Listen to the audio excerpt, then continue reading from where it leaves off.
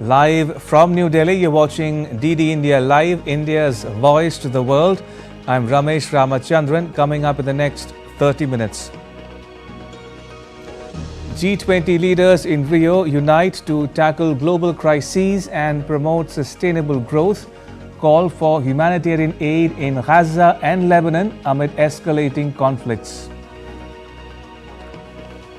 India's Prime Minister Narendra Modi highlights India's efforts to alleviate hunger and poverty at G20 in Brazil, also calls for addressing the challenges faced by the global south.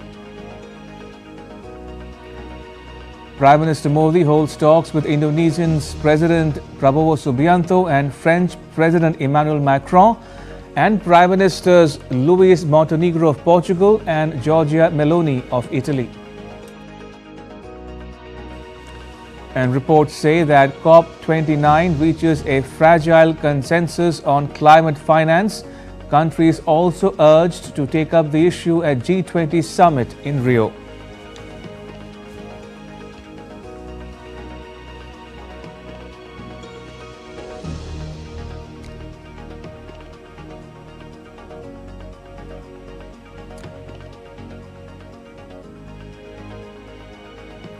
The G20 leaders attending the summit in Brazil released G20 Rio de Janeiro Leaders Declaration outlining their concerns over major global challenges and crises. Besides, leaders also talked about steps for social inclusion and the fight against hunger and poverty. As per the leaders' declaration, the leaders underscore the G20 commitment to the importance of food security and nutrition and of the progressive realization of the right to adequate food as reaffirmed through the Deccan High-Level Principles. The G20 group also launched the Global Alliance Against Hunger and Poverty. The leaders called for speedy implementation of the G20 2023 Action Plan on accelerating progress on the SDGs. The leaders expressed deep concern over humanitarian situation in the Gaza Strip and the escalation in Lebanon. While talking about the war in Ukraine, the leaders highlighted human suffering and negative added impacts of the war with regard to global food and energy security, supply chains, macro financial stability, inflation and growth. They condemned terrorism in all its forms and manifestations. The leaders also recommitted themselves to advancing the goal of a world free of nuclear weapons and a safer place for all, and will uphold obligations in this regard.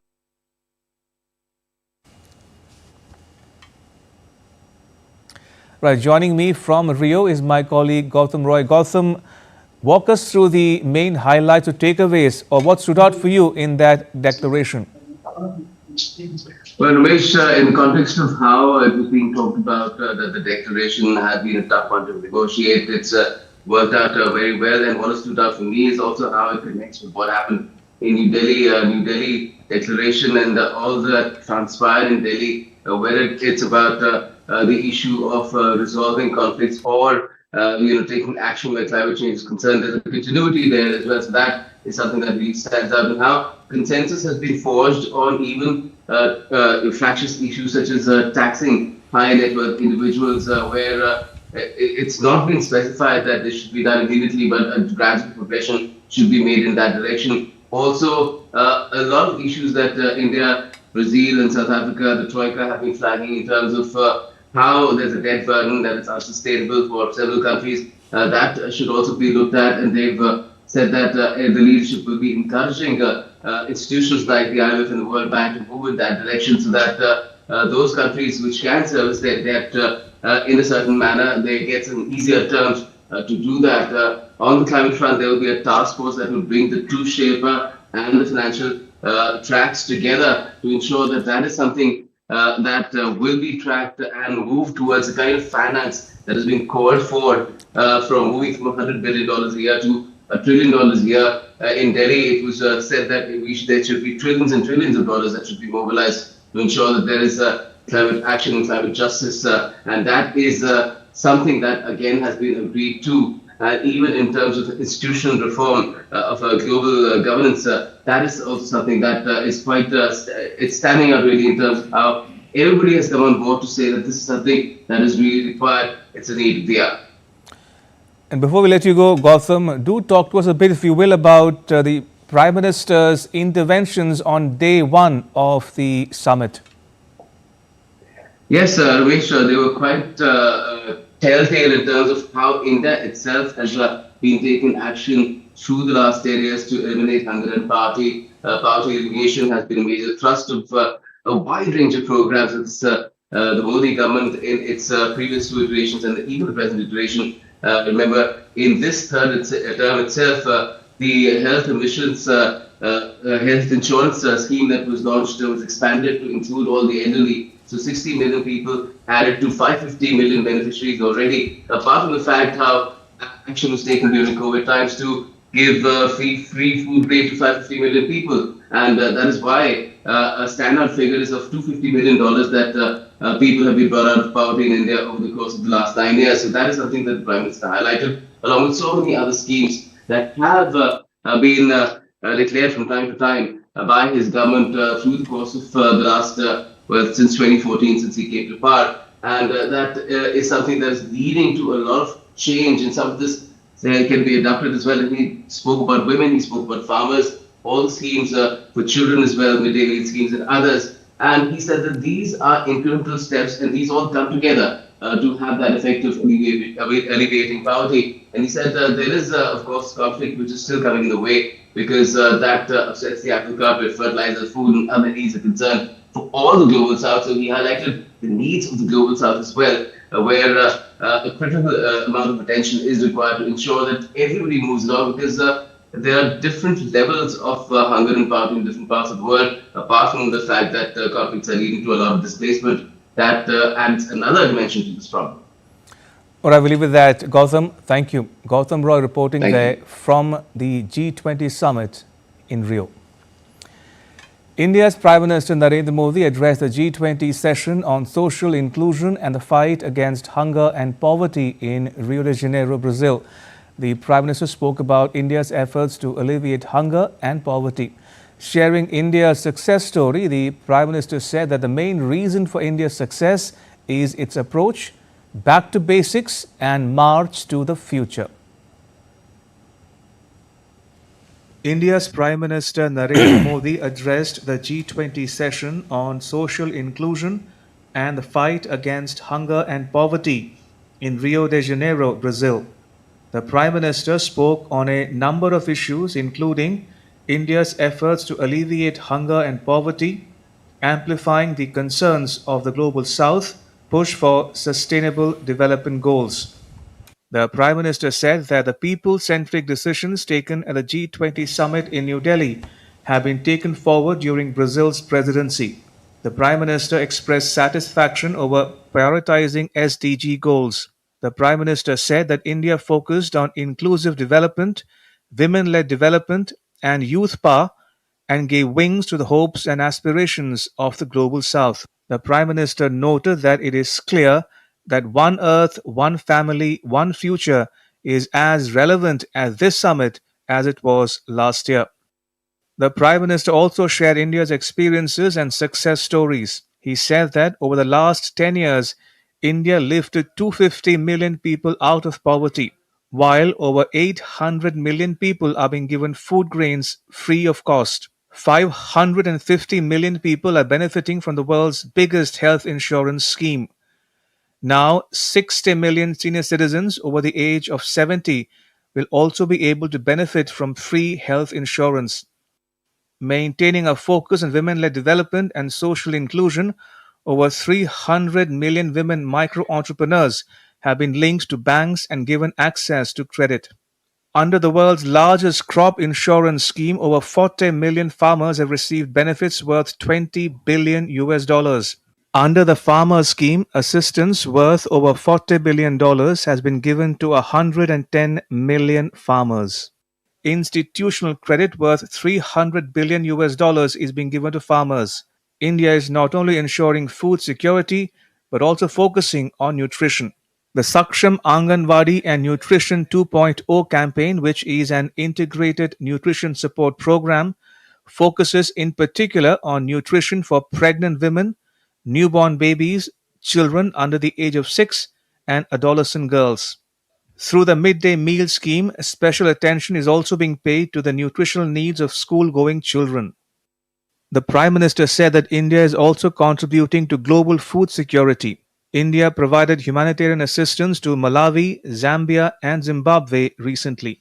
The Prime Minister noted that the main reason for our success is our approach back to basics and march to the future. PM Modi remarked that we have focused not only on natural farming and organic farming, but also on new technologies. Besides, India also focused on sustainable agriculture, protection of the environment, nutrition, and food security by promoting Shri Ann or millets. India developed more than 2,000 climate resilient crop varieties and has started the Digital Agriculture Mission. India's digital public infrastructure enables social and financial inclusion. Besides, India created a new model for inclusive development that strengthens the weakest link with the aspirational districts and blocks project. The Prime Minister also said that India supports Brazil's initiative for a global alliance against hunger and poverty. This is an important step towards the implementation of the Deccan High Level Principles for Food Security adopted at the New Delhi summit. The Prime Minister also highlighted the concerns of the Global South, saying that the countries of the Global South are most adversely impacted by the food, fuel, and fertilizer crises caused by global conflicts. He said that discussions can only be successful when we keep in mind the challenges and priorities of the Global South. And just as we amplify the voice of the Global South by granting permanent membership of G20 to the African Union during the New Delhi summit, we will reform institutions of global governance. With input from Gautam Roy in Brazil, Fuzail Ahmed reporting for DD India. And on the sidelines of the summit, Prime Minister Modi held bilateral talks with Indonesia President Prabowo Subianto in Rio.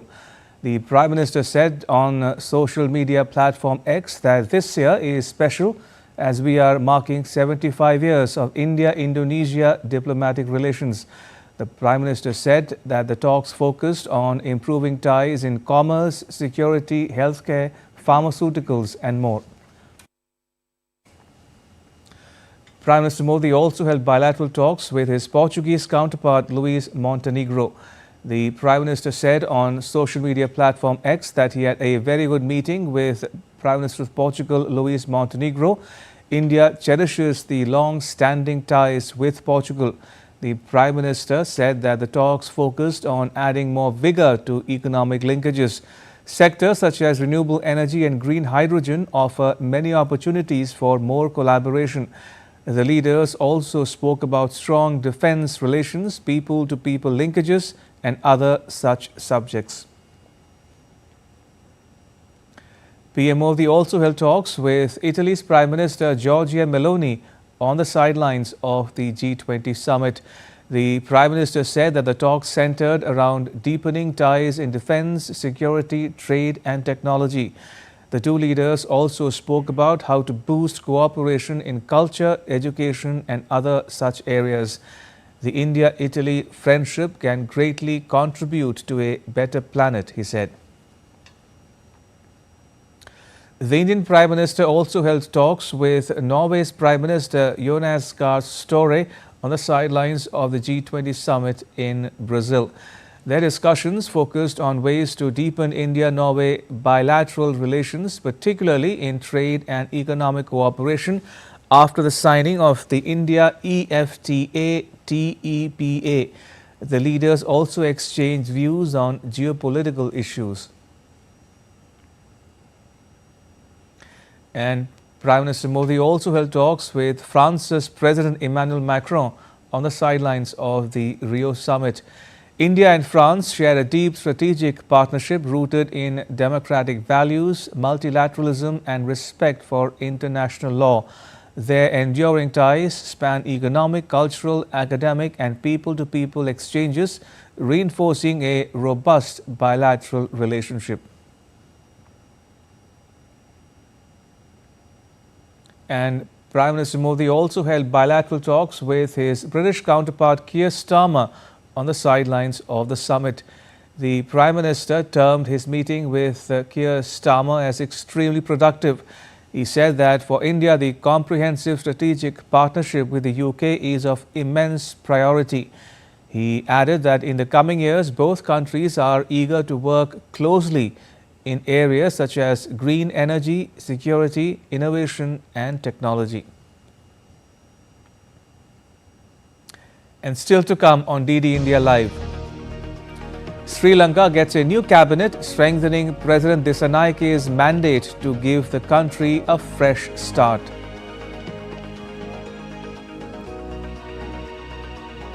US envoy expected in Beirut in a bid to advance ceasefire. And India is projected to be the fastest growing economy among G20 countries with a 7% GDP growth rate expected for 2024.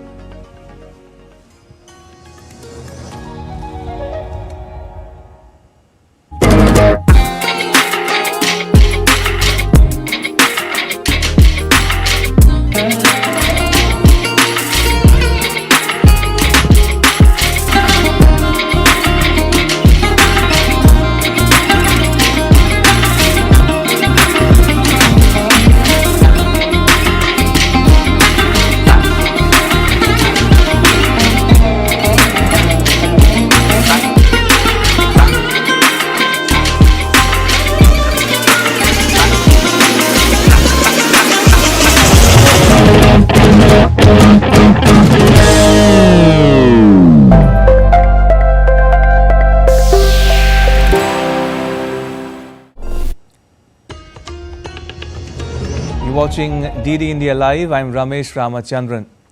Sri Lanka's newly appointed 21-member cabinet took oath on Monday before President Anura Kumara Dissanayake at the Presidential Secretariat in Colombo. Harini Amarasuriya and Vijitha Herath retained their portfolios as the country's Prime Minister and Foreign Minister respectively. Sri Lanka's Foreign Minister said that the President is expected to travel to India in mid-December, during which he will hold talks with India's Prime Minister Narendra Modi. Here's a report.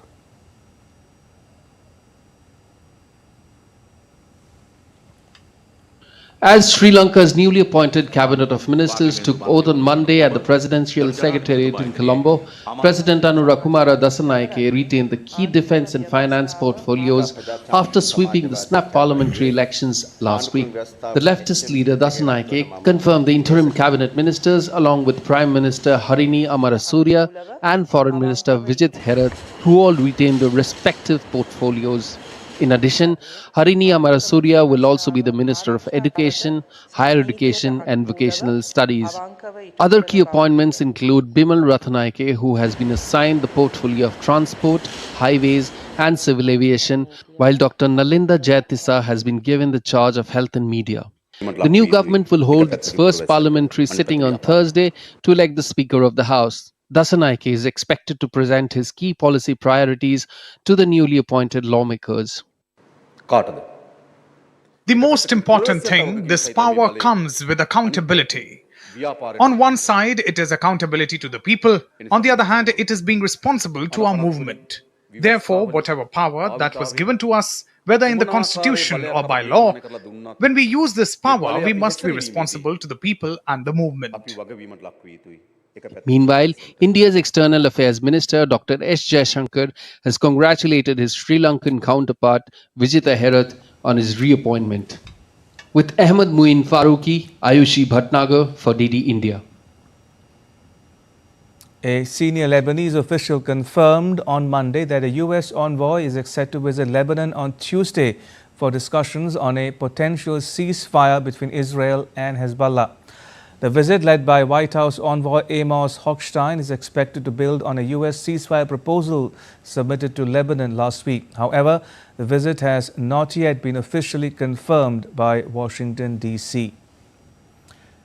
But as far as Beirut is concerned, it is reportedly supportive of Washington, D.C.'s efforts to bring an end to the conflict. But the Lebanese government is seeking revisions to the proposal on how to monitor a potential truce.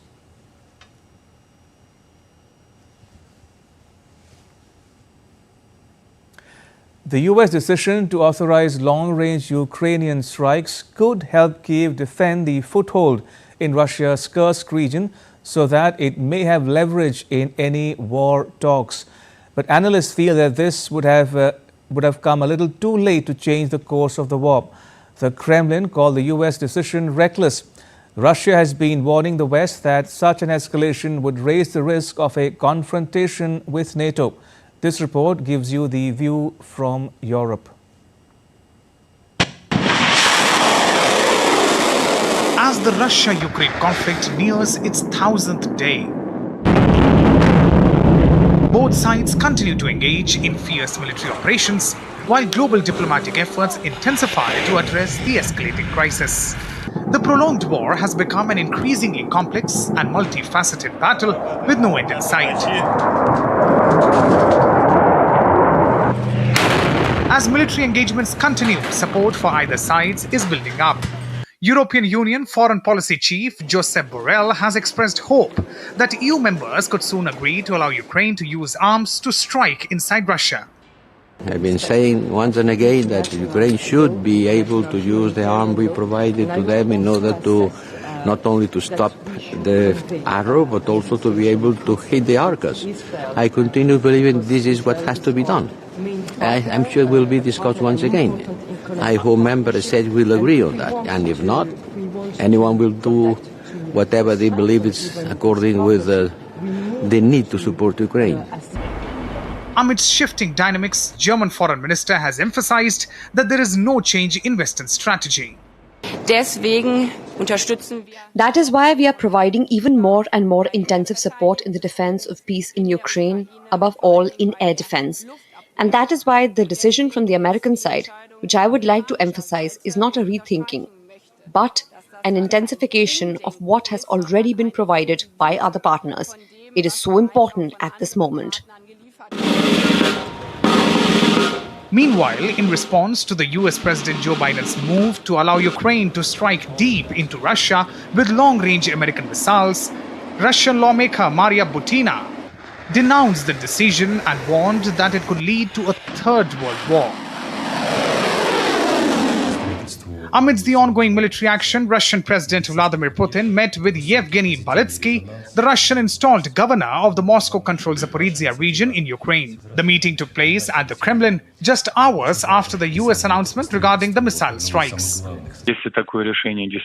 If such a decision has been made and conveyed to the Kiev regime, then this means a qualitatively new round of the escalation of tension. This is also a qualitatively new situation from the standpoint of US involvement in this conflict. The US move came soon after the Russian airstrikes on Sumy, a Ukrainian city close to the Russian border, where at least 11 people, including 2 children, were killed and 89 injured on Sunday. Another Russian missile attack on Monday killed 10 people and wounded 44 in Ukraine's Black Sea port of Odessa. Rahul Upadhyay's report for DD India.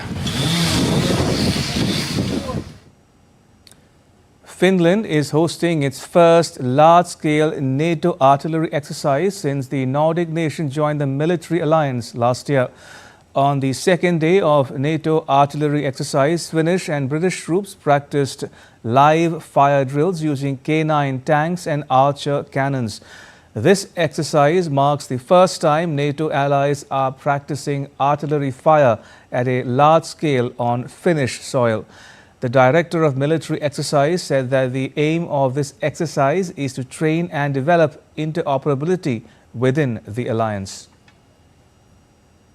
The aim of this exercise is to train and develop interoperability within the alliance concerning artillery units, how to direct fire, how to shoot quickly from sensor to shooter, and that's our main goal. We are able to use our firing units in the same battalion from Finland, from Sweden, from UK, and it's no matter what country does the fire controller presents, the systems are the same. That's interoperability within the artillery. We are bringing 280,000 soldiers to the NATO's northern flank, well-trained, well-equipped soldiers who are able to defend the alliance and among the alliance Finland in these harsh northern conditions. And I think NATO is providing lots of, for example, the security of support in Finland. Demonstrators in Georgia's capital city have set up tents on a central thoroughfare and demanded new parliamentary election in the country. Georgia's opposition has refused to accept the parliamentary election result and alleged widespread ballot rigging and voting irregularities. Protesters also appealed to the international community for support as the country grapples with political unrest. Official results from the 26th October ballot gave a 54% majority to Georgian Dream Party, whose opponents say it wants to steer the Caucasus nation away from Europe and back into Russia's orbit. India is projected to be the fastest growing economy among the G20 countries, with a 7% GDP growth rate expected for 2024. According to a post on X by MyGov citing the World Economic Outlook for October 2024, India is followed by Indonesia in second place with a 5% growth rate, while China ranks third with a growth rate of 4.8%.